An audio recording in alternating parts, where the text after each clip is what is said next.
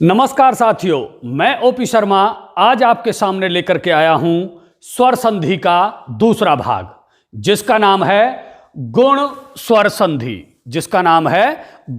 संधि। साथियों, आज के इस वीडियो के माध्यम से हम गुण स्वर संधि का विस्तार से अध्ययन करेंगे। बस आपको धैर्य के साथ मेरे इस वीडियो से जुड़े रहना है। आइए शुरू करते हैं आज का सेशन। स्वर संधि का अगला भाग गुण स्वर संधि। साथियों, सबसे पहले गुण स्वर संधि की हमें परिभाषा को समझना होगा। परिभाषा क्या कहती है? परिभाषा कहती है जहां अ आ का मेल ई या उ या री में से किसी से भी हो, वहां गुण स्वर संधि होती है।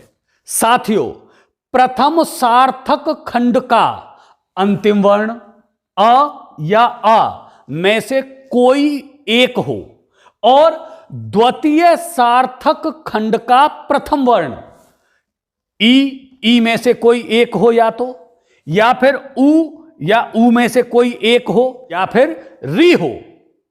इनमें से कोई सा भी वर्ण यदि अ या आ के सामने है तो साथियों आपको समझ लेना है कि संधि कौन सी होगी। संधि केवल गुण स्वर संधि होगी। अब आपको बिल्कुल भी कंफ्यूजन पैदा अपने अंदर करने की आवश्यकता नहीं है। यदि अ और आ के सामने इनमें से कोई सा भी वर्ण हो, इन पांचों वर्णों में से कोई सा भी वर्ण क्यों ना हो, संधि केवल कौन सी बनेगी? गुण स्वर संधि। आइए साथियों, इस गुण स्वर संधि का सूत्र यहां पर हम स्थापित करते हैं कि गुण स्वर संधि का सूत्र क्या है। देखिए, यह लिखा हमने अ या आ, अर्थात इसका अर्थ क्या हुआ? इसका अर्थ है कि प्रथम सार्थक खंड का अंतिम वर्ण इस अ या आ में से कोई सा भी एक हो, कोई सा भी हो, इसके सामने हमने लगा दिया योग का चिन्ह। तो इसका अर्थ क्या है? इधर वाली साइड तो हो गई प्रथम सार्थक खंड का अंतिम वर्ण और इधर वाली साइड होगी द्वितीय सार्थक खंड का प्रथम वर्ण। कौन सा होना चाहिए? देखिए, छोटी ई या बड़ी ई में से कोई सा भी हो, या छोटे ऊ या बड़े ऊ में से कोई सा भी हो, या आपका री हो, तब भी संधि कौन सी होगी? गुण स्वर संधि। इनका मेल किस प्रकार से किया जाता है? आइए इनका मेल करते हैं और इनके मेल से कौन सा विकार उत्पन्न होता है, आइए उसे भी सीखते हैं। यदि अ या आ में से कोई सा भी वर्ण आपके इस ई से मेल करता है, ई या ई से मेल करता है, तो मित्रों वर्णमाला में दृष्टि डालिएगा। इसीलिए मैं आपसे बार बार कहता हूं, वर्णमाला का अध्ययन ठीक प्रकार से कर लीजिए तो संधि करना आपके लिए हो जाएगा बहुत ही आसान। देखिए, जब अ या आ का मेल ई या ई से होगा तो बनेगी आपकी छोटी ए। अब अ या आ का मेल आपका हो जाए उ या बड़े ऊ से, तो मित्रों वर्णमाला में फिर से दृष्टि डालिएगा। अ या आ का मेल जब उ या ऊ से होगा तो वो बनेंगे आपके छोटा औ, छोटा औ। अब साथियों, यदि अ या आ का मेल किससे हो जाए? आपके री से हो जाए, तो री की ध्वनि बदल जाएगी। री की ध्वनि हो जाएगी अर, री की ध्वनि हो जाएगी अर। अब आपको इस सूत्र को माइंड में अपने बिठा लेना है। यदि सूत्र माइंड में बैठ गया तो समझ लीजिए गुण स्वर संधि पूरी तरह से आपकी क्लियर हो गई।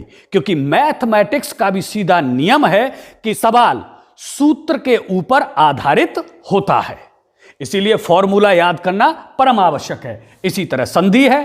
तो आपने यहां पर क्या सीखा? आपने सीखा अ का मेल ई से हो जाए तो ए हो जाएगा, अ का मेल यदि उ से हो जाए तो औ हो जाएगा, और अ का मेल री से हो जाए तो अर हो जाएगा, यानी कि ध्वनि उसकी अर में तब्दील हो जाएगी। मित्रों, अब हम एक एक करके इनके उदाहरण देखेंगे, क्योंकि हमारा उद्देश्य संधि रटाना नहीं है, संधि सिखाना है।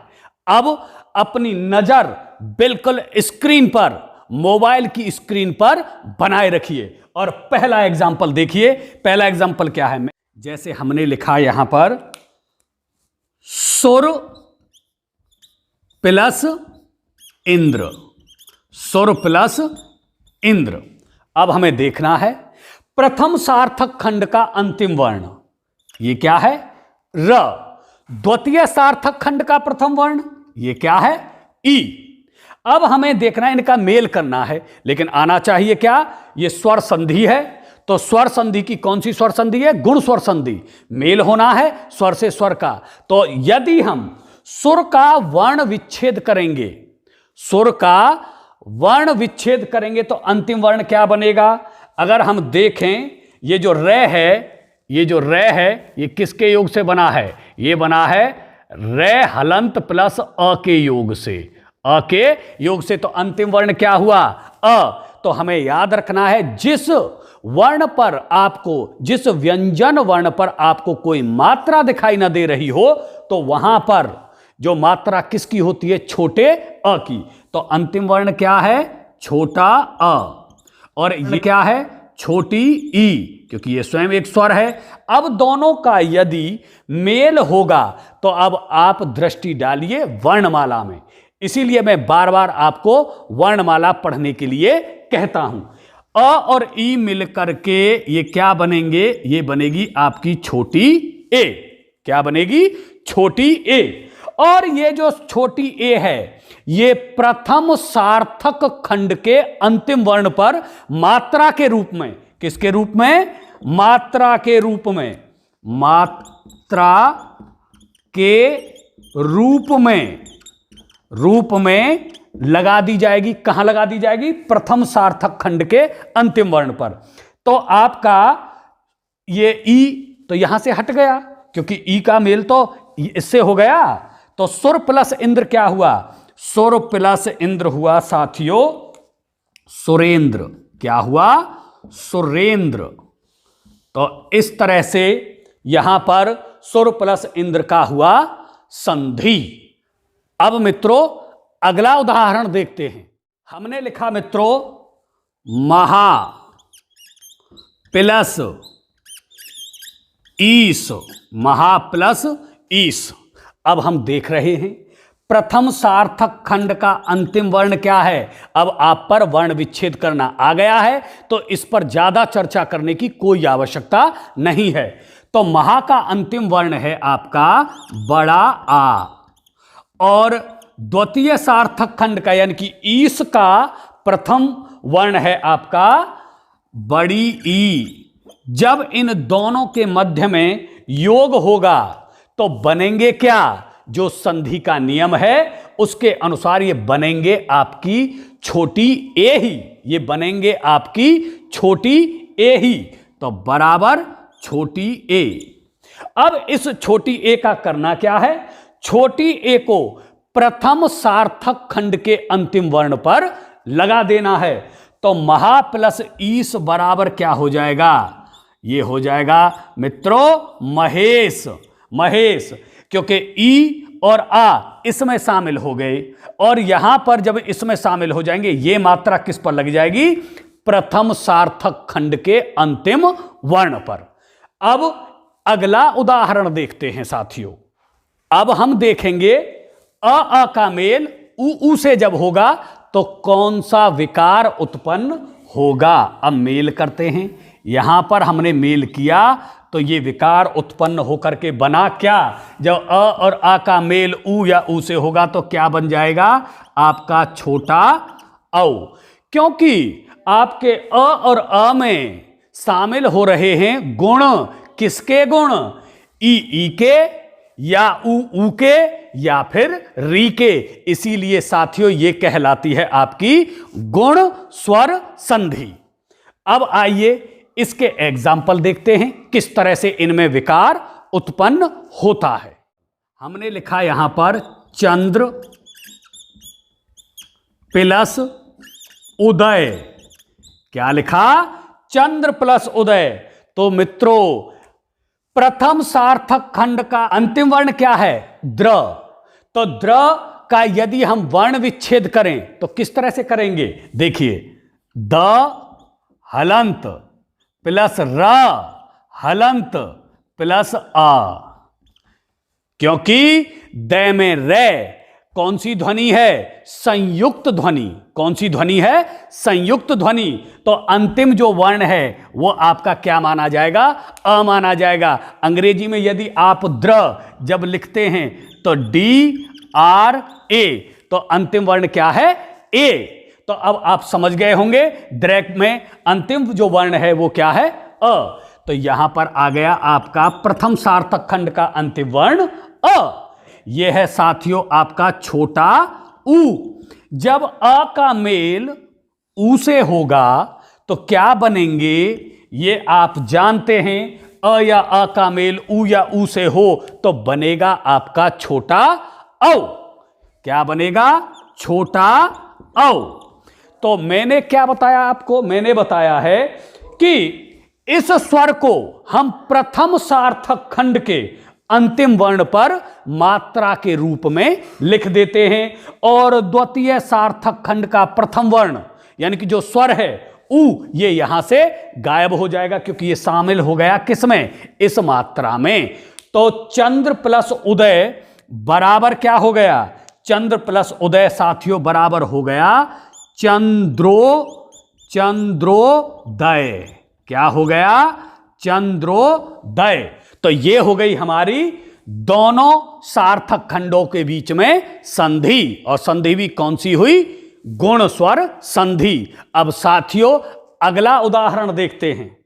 हमने लिखा यहां पर गंगा प्लस ऊर्मी, गंगा प्लस ऊर्मी।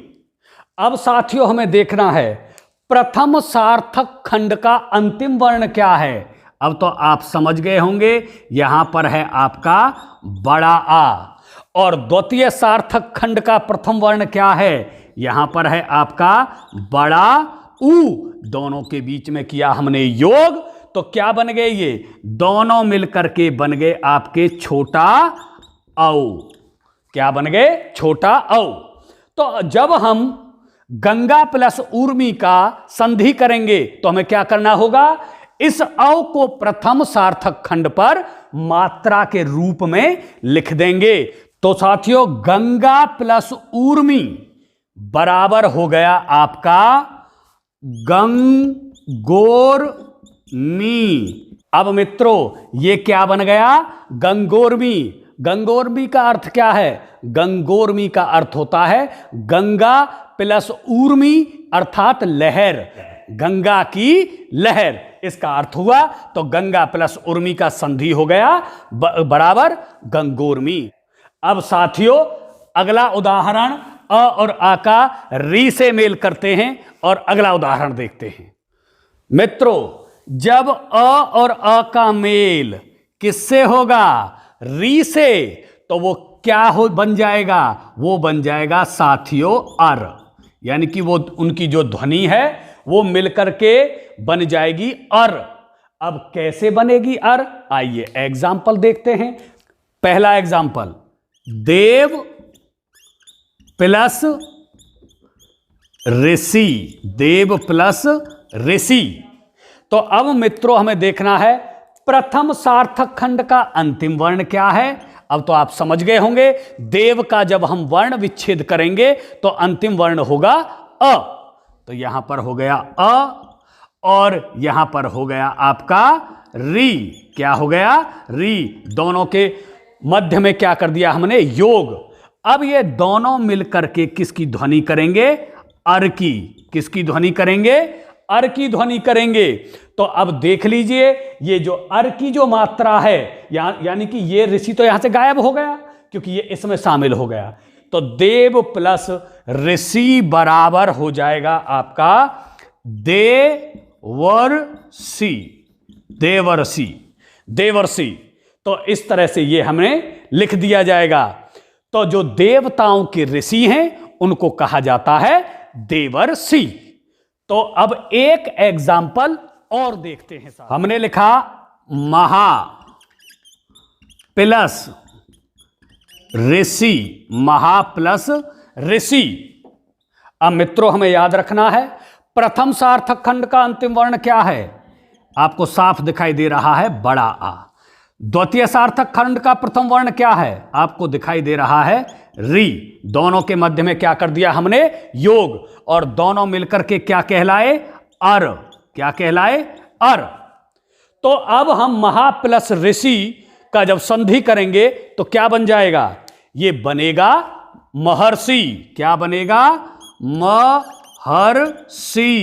यानी कि महा प्लस ऋषि बराबर महर्षि, और महर्षि का अर्थ हो गया महान ऋषि, महान ऋषि।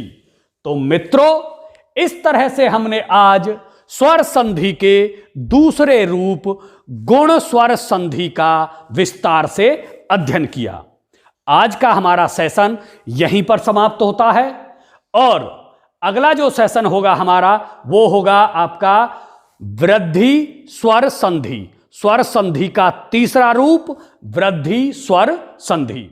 यदि आपको मेरा ये वीडियो पसंद आया हो तो मित्रों मेरी मेहनत और मेरी लगन को देखते हुए आपका भी मेरे प्रति कुछ फर्ज बनता है।